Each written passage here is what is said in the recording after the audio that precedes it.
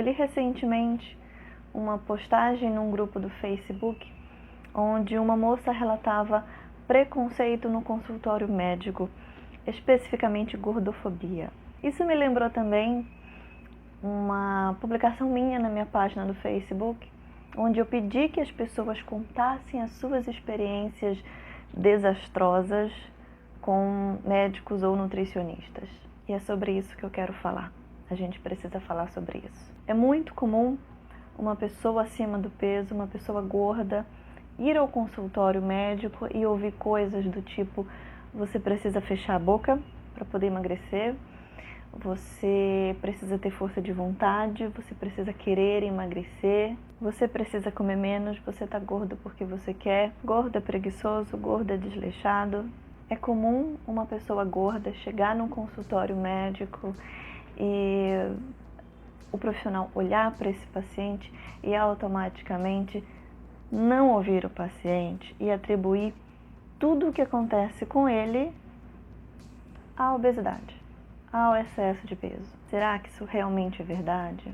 Acontece também da imposição para perder peso.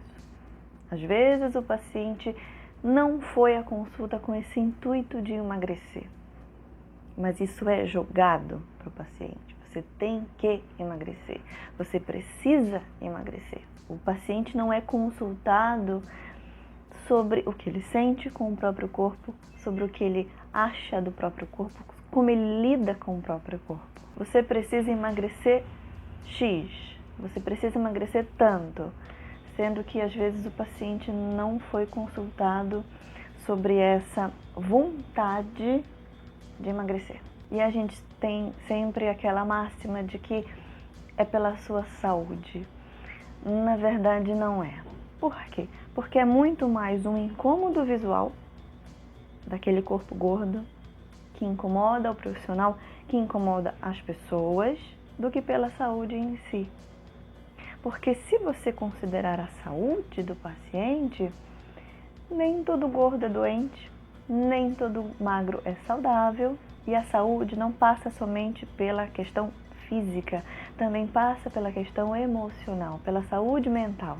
Ninguém, nem os profissionais de saúde, podem diagnosticar uma doença simplesmente pelo peso de uma pessoa. Infelizmente, no consultório de nutrição, isso também ocorre. Essa discriminação velada também é comum. O que o gordo precisa fazer para emagrecer? Seguir dieta. O paciente, ele é pesado, medido, muitas vezes contra a vontade, muitas vezes sem querer. Normalmente o paciente deixa essa avaliação física acontecer no consultório porque é de praxe, é comum, né? Faz parte da conduta. O paciente fica constrangido, mas não fala nada, na grande maioria das vezes. É muito difícil um paciente chegar para o nutricionista e dizer: eu não quero passar pela avaliação, eu não quero ser medido. Isso também acontece nas academias com os profissionais de educação física. Faz porque tem que fazer. Quando um paciente chega num consultório, eu tô vendo que esse paciente é gordo, é visível. Mesmo eu, que só enxergo de um olho, eu consigo ver que aquele paciente é gordo. Eu não preciso medir o paciente em detalhe, eu não preciso detalhadamente saber quantos gramas esse paciente tem. Ninguém precisa. Eu não preciso expor o paciente a uma avaliação que é prejudicial mentalmente para ele. Medir e pesar o paciente, manipular o corpo desse paciente não é benéfico. Parece, mas não é. Não é benéfico para a saúde mental desse paciente. Mas esse é tema para um outro vídeo. Se inscreve e acompanha. A gente aprende que dieta funciona.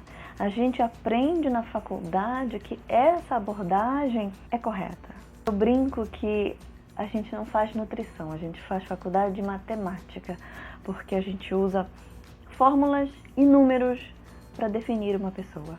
Cálculo de dieta, calorias jamais vão definir um paciente. E toda a complexidade que é a obesidade. A gente aprende a prescrever a dieta, Passar para o paciente e dizer, toma, daqui a um mês você volta tantos quilos mais magro. E aí você volta pra gente bater aquela foto de antes e depois para colocar nas redes sociais para marketing. Se o paciente tiver compulsão alimentar, pior ainda, porque a abordagem comum é, você tem compulsão alimentar, para de comer o alimento gatilho. Ou come menos, bem menos, do alimento que você quer comer. Como se isso fosse resolver, fosse curar a compulsão alimentar. Seja no médico, seja no nutricionista, o paciente não se sente ouvido, o paciente se sente julgado, o paciente se sente constrangido. É muito comum escutar no consultório médico, você tem dor de cabeça? É pelo seu excesso de peso, como se magros não sofressem de dor de cabeça. Você chega no consultório com uma faca enfiada no peito e o médico vai dizer, é pelo excesso de peso. Os profissionais veem um corpo gordo como uma bola de gordura. E só. E a pessoa também se enxerga assim, ela acaba se enxergando como um nada.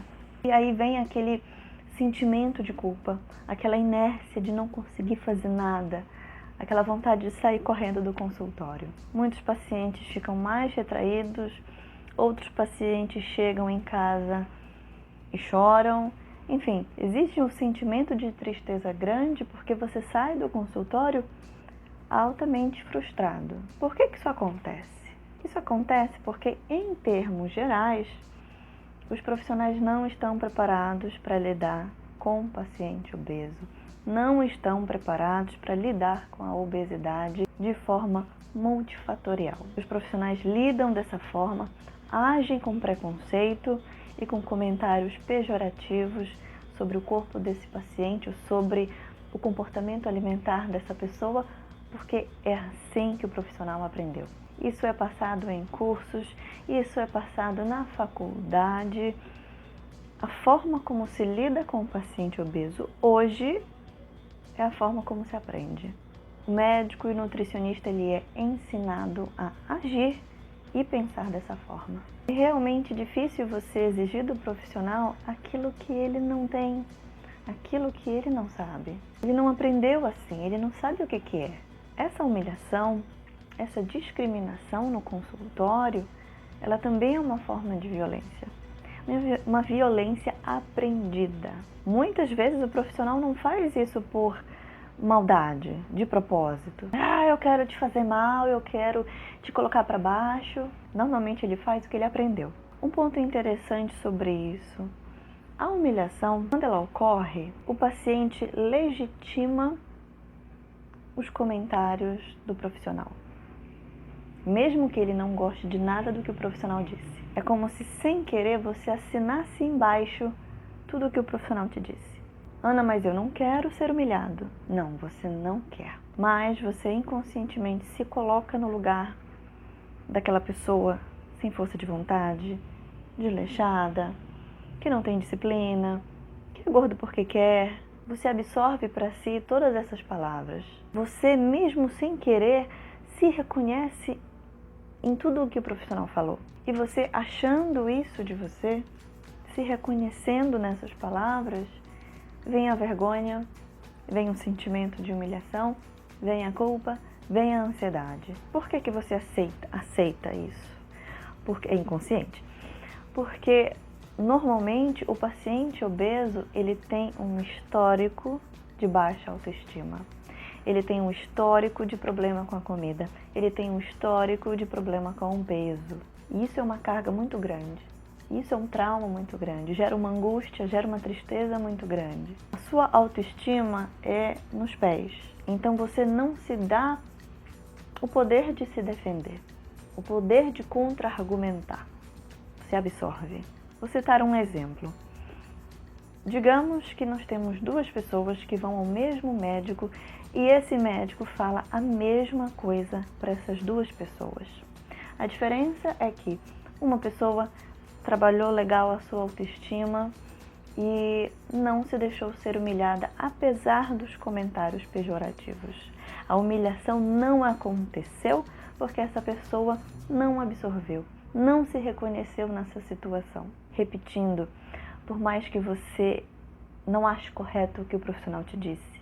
Por mais que você discorde, você absorve. De alguma forma você se reconhece naquelas palavras. E aí essa pessoa com uma autoestima trabalhada, que consegue lidar com a situação, não aceitou a humilhação e, portanto, a humilhação não aconteceu. Ela sai do consultório com uma certa raiva do profissional, mas acaba por aí, só. E aí a gente tem a outra pessoa com uma baixa autoestima, bem baixa, e o profissional diz as mesmas coisas para essa pessoa. Ela fica incomodada, ela começa a ficar ansiosa, ela tem vontade de chorar, ela tem vontade de gritar, ela tem vontade de partir para cima do profissional. Não faz nada disso, acaba ficando em silêncio na maioria das vezes. Sai do consultório, troca de profissional, talvez ouve a mesma coisa daquele segundo profissional, troca de profissional de novo. E isso vai minando a sua autoestima mais ainda. Isso vai gerando um sentimento de culpa muito grande, acaba descontando na comida, acaba engordando mais um pouco, isso vai corroendo por dentro. A própria pessoa não consegue se defender. A pessoa não tem autoestima suficiente para lidar com a situação. Como lidar com essa situação? Como lidar com a discriminação e a gordofobia que a gente vê no consultório?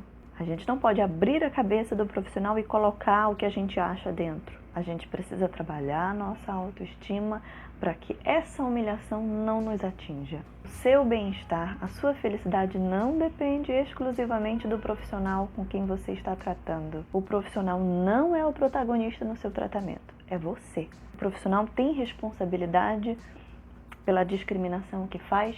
Sim, mas a gente também tem porque a gente absorve, ou não. A gente precisa aprender a lidar com a situação. Porque senão, cada vez que isso acontecer, a gente vai piorando. A gente vai se diminuindo, se inferiorizando e daqui a pouco a gente não se acha nada. Não sente nada e não consegue viver porque nós somos um bolo de humilhações e de palavras pejorativas. Você pode e deve mostrar ao profissional quem você é e o que você sente, o que você acha, e não ouvir apenas aquilo que o profissional está falando de você. Nutri, médico, olha, eu não concordo com isso. Não acho que seja uma questão de falta de vontade, não acho que eu precise seguir o que uma outra pessoa está mandando para eu conseguir aprender a comer. Peso não é indicativo sozinho de saúde. Não concordo com isso e creio que você não está me respeitando, porque a obesidade não se trata assim de uma forma tão simplista. Você precisa saber o poder que você tem para desconstruir essas ideias, se posicionar diante de uma conduta que deveria te acolher e não te machucar. O conhecimento parte do profissional e o empoderamento parte do paciente. Você também pode educar e alertar o profissional para que ele não precise agir dessa forma. Eu espero que vocês tenham gostado do vídeo. Eu quero mandar um beijo para Carla Perdiz. Beijo, Carla. Se você gostou, por favor, me ajuda compartilhando o vídeo. Se você não gostou, compartilha também. Diz por que você não gostou. Comenta aqui embaixo. Curte o vídeo, isso me ajuda a fazer mais vídeos. Deixa a sua sugestão também. Muito obrigada por terem assistido até aqui. Até o próximo.